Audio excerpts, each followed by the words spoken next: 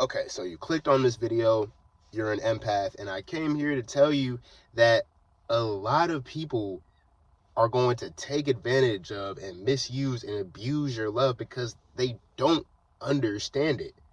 You see, the world today takes us away from everything that has to do with a pure, somewhat unconditional love. And by somewhat unconditional, I mean, like, not everyone's gonna love you like your mama. Like, you go and kill 30 people and your mom will say, I still write to him every single day. No, I mean, like, people aren't used to the idea that somebody will see you as you are, with all your flaws, with all your caveats, and really take you in and appreciate you and motivate you and give you the love that every human needs. You know what I'm saying? Most people are operating off this system of, you scratch my back, I'll scratch yours. Like, people are used to loving people, because they do this for me, they do that for me, and I'm gonna force myself to conjure up these deep feelings and project it on this person. But you and I, no, we know that, having that, undying well of love for somebody, it doesn't just happen just because, I chose this person to be my romantic partner and now I'm going to love them. No, these life, like James Baldwin said in the beginning of Giovanni's Room, life gives you lovers, friends. These things come into your life, and you know this because you come across these people and something about you and them just resonates, and something about you just wants to give them all the love they need. Because it's funny, the reason why as empaths our love gets taken advantage of is because we do what we think is the right thing and use it on people that need it the most. All the people that are so broken from all types of childhood trauma and all types of experiences, they have trust issues out the asshole, and we always decide to love them. It's funny, we decide to we kind of fall in love with that because, in that type of a situation, our love is needed. You need somebody to tell you, no, you don't have to be a superstar, you don't have to be all that. I accept you as you are. Everybody needs this. And the somewhat logical decision is to give this to people who are seriously lacking it. But let me tell you something, bro. Those people, despite not tragically not having had access to a lot of real love in their lives, they don't know how to handle it. It's the same. It's like taking a broke nigga and letting him win the lottery. You ever wonder why so many broke people get these like humongous lottery wins and then they squander it all? They was broke to begin with. They don't know how to handle money. And you might think, this poor person, wow, someone should really just drop a bag on them. I mean, yes, but also no. People who have those bags, they know how to handle them. They know how to sustain it, and they know not to just waste it all. Just like you. If you as an empath are getting loved by somebody and they're feeding you that same empathetic love, somebody like me is going to be like, wow, this person really cares about me. They really want to see me win. You know what? Let me fire up the camera. Let me make another video. Let me keep on working. Let me work harder. Let me get some more money because they believe in me. Shit, now I believe a little more in me, and I know that loving on myself is loving them and vice versa because it's just so pure. True love is realizing that, despite you being you and me being me, there's no difference between us. We're all the same. But a lot of people are not ready to acknowledge that. A lot of people individually have been subject to a disproportionate amount of experiences that abuse their love. And so they're like, what? Oh, it's just me out here in the world. Everyone's out for themselves. You can't love on them because why? Because for all they know, you're one of the best swimmers of them all because, well, no one loves me unless they want something from me. No one loves me unless they want to take from me or they get something out of it. But see, a wise person knows that the world's not loveless. It's just that true love is very, very scarce. And the foundation of love is building it up within yourself, because if love is truly within you, then it's everywhere. It's a paradox. Love is scarce and yet abundant. But you ask a lot of these people that have been hurt, their feelings been trampled on, oh, it's all just bullshit. Even if you do get close to them and it does go well and they start to open up, they stop because, well, it's unfamiliar territory. As humans, we're hostile to things that we don't know. So when you introduce true love to somebody's life who's had a loveless life, they might ghost you, they might be awkward, they might, try and use you. Also, they might resent you. Because why is this person seeing things in me that I never even saw? What gives them the right to...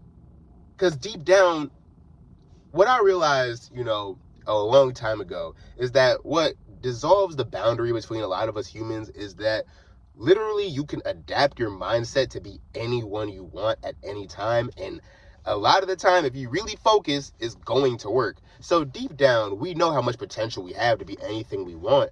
But when somebody comes in with that true love and, tells us that, now usually, see, thankfully,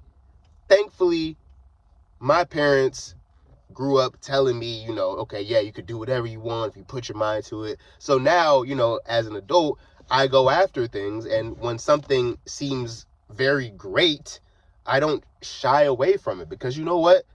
It was instilled in me that greatness is in me. I believe greatness is in us all. But as a child, it was imperative I got that, as a part of my child psychology, that greatness was in me. So now I seek greatness without shame. But a lot of people grew up with the opposite. A lot of people grew up never hearing that they were special, or hearing that they had potential, or hearing that they could achieve great things. Some people grew up, people told them the opposite. And it's really tragic, because as much as you want to love these people and save them, if we're at this age, young adult age, if you my age, shit, people are increasingly not able to be saved. And even more than that, comfort is a motherfucker. Comfort is the devil. That's why people don't want to be saved, bro. A lot of people don't want to be saved by your love. They don't. Because it's too uncomfortable to be seen, for them, it's too uncomfortable to be seen as a human with flaws and potential, and still worthy of great love, and still able to achieve great things, and still able to be a great person. If you spent your whole life thinking, oh, I ain't shit, I ain't gonna be shit, not only do you most likely become that, but because you're so used to that, you don't want to even venture out of it. And somebody trying to bring you out of it, you might be hostile toward them. That's why a lot of motherfucking empaths and shit, people are like, you know what? I just can't do this. Or, they might ghost you because it's too strong.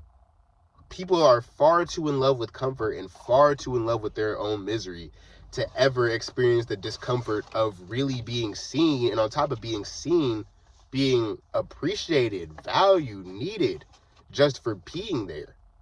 So let me tie it back around to the beginning of the video. A lot of the time, us empaths who have that ability to accept being seen and valued, then we project it onto other people, but they don't want to be seen.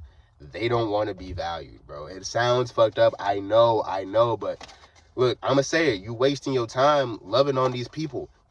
It's very rare you're gonna convert somebody.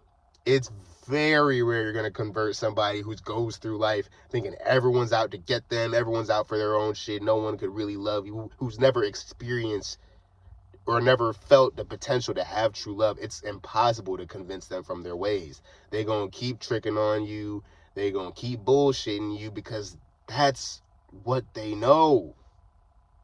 People, more often than not, in this matrix-ass society, let's say the NPCs, the 85%, they're always going to revert to what they know. Always. Why? Because it's comfortable. Humans as a whole, we desire comfort to some degree. Now, some of us have a tolerance for less and less comfort, and people say if you truly want to be free, you have to get comfortable with being uncomfortable. But hey, accepting, that higher self, that's a process that not many are willing to undertake, man. You read the Bible, you read all these spiritual texts, everything about ascending your spirit is about denying the flesh. And denying the flesh isn't just denying yourself, gluttonous amounts of food and sex whenever you want. No, the flesh is our whole animal brain that says, oh, I'm scared to be alone. I'm scared to be uncomfortable. I'm scared of new things. I just want to be secure in my little space and know I'm safe and know I'm safe and know I'm safe and know I'm safe. These people feel safe. They've gotten so used to lovelessness from their parents, from their friends, from the world.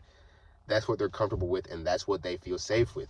You, as the empath, are the unsafe choice just for wanting to love them, wanting to bring them into the light, wanting to bring them into this world that's full of things that are more genuine and more real and more wholesome than anything they'd ever imagined. It's a whole new world, and it makes people uncomfortable. That's why, as an empath, look, I know how much you want to save these people. And I know how much potential you see in these people, that if they could just accept love and love themselves, they could blossom into something greater than you could ever imagine. And the possibility is so beautiful. It grips your heart. And then when you see that person, all you see is what you want to see is that in that person. And it's beautiful, but it's a mistake. They don't even see that.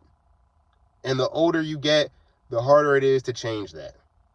So as an empath, focus your love on people who could appreciate it, reciprocate it, and give, because love itself is a flower within you, and people who could water your garden, you water their garden. Trust me, as much as you might already feel like, holy, I'm a fairy, I come into people's lives and give them what they could have never imagined, you don't think you need that too? We all need some of that in our lives. Come on. You could be the benefactor and also receive.